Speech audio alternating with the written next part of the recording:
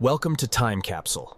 Subscribe to help us preserve our shared history for generations to come. Today's story is about a man whose presidency was shorter than most vacation plans, but whose legacy left a lasting impression.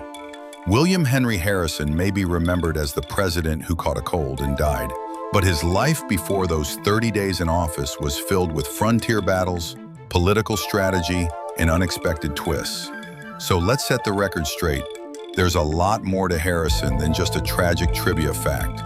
Grab a drink, hit that like button, and let's rewind the clock to uncover the story of the 9th President of the United States, William Henry Harrison. Born in 1773 in Charles City County, Virginia, Harrison came from a prominent political family. His father, Benjamin Harrison V, was a signer of the Declaration of Independence. But unlike his aristocratic roots, William's life quickly became one of hard marches and hard decisions. At just 18, he joined the Army and was soon dispatched to the Northwest Territory, which is now Ohio and Indiana. This was no desk job.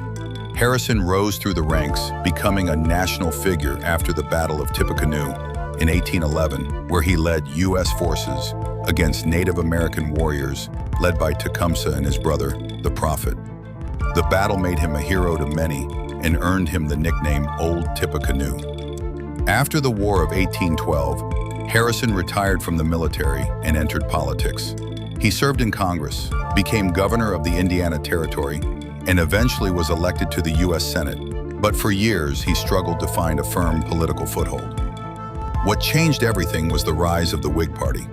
They needed a war hero to rally behind, someone who wasn't too entrenched in the elite political circles of Washington. Harrison fit the bill. In 1840, the Whigs launched what became one of the most theatrical and populist campaigns in history. Using the slogan, "Tippecanoe and Tyler too," they turned Harrison into a log cabin, hard cider-loving everyman, even though he was from a wealthy Virginia family. The strategy worked. Harrison crushed incumbent Martin Van Buren and was elected the 9th president. On March 4, 1841, Harrison gave the longest inaugural address in American history. It was a freezing wet day in Washington, but Harrison, trying to prove he was still strong and youthful at 68, stood outside for nearly 2 hours without a coat or hat. That moment would become tragically symbolic. Just 3 weeks later, he caught a cold that turned into pneumonia. Fellow citizens, I am truly grateful for this high evidence of my country's confidence. On April 4, 1841, William Henry Harrison died, the first U.S. president to die in office. He had served just 31 days. His death caused a constitutional crisis. There were no clear rules about presidential succession. Vice President John Tyler stepped in, but not without controversy. This single event pushed Congress to think more seriously about presidential transitions and laid the groundwork for the 25th Amendment over a century later.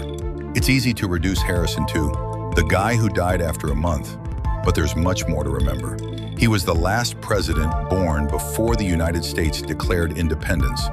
He helped open up the American West, and he paved the way for his grandson, Benjamin Harrison, to one day become the 23rd president. He also shaped early American military and political identity, blending frontier grit with a sense of national expansion, though not without controversy. His role in Native American displacement remains a complex and painful part of his legacy. William Henry Harrison's presidency was brief, but his impact echoes through history. He changed how candidates campaigned, how Americans viewed leadership, and how the nation dealt with presidential succession. Sometimes a short chapter in history tells the biggest story. So, what do you think was Harrison's presidency? A tragedy, a turning point, or both? Drop your thoughts in the comments. And if you enjoyed this historical deep dive, don't forget to like, subscribe, and ring that bell. Time Capsule is your portal to the past, where every story, no matter how short, has something to teach us today. Thanks for watching, and stay curious. Thank you all for listening to my story. Until next time, farewell.